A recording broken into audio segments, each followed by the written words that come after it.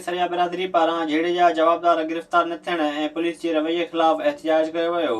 परवेज़ अली, दिलदार ज़ैन, आफ़ताब ऐं ॿियनि चयो त संदन बिरादरी जे कुझु माण्हुनि लुण बिरादरीअ जे माण्हुनि सां हमिलो करे 6 ॼणनि खे सख़्तु ज़ख़्मी कयो।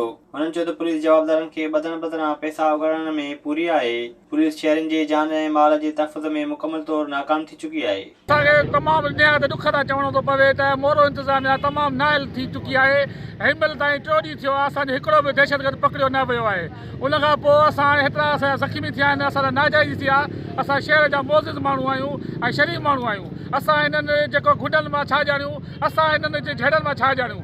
अॻवान चयो त नए SHO जे अचण सबबि शहरी गैर महफ़ूज़ बणिजी विया आहिनि। सुरिया बिरादरी मुतालबो कयो त जवाबदारनि खे गिरफ़्तार करे कानून जे कटड़े में आणे साणनि इंसाफ़ कयो वञे। विज़िट कयो अवामी आवाज़ मीडिया ग्रुप जी वेबसाइट awamiawaz.pk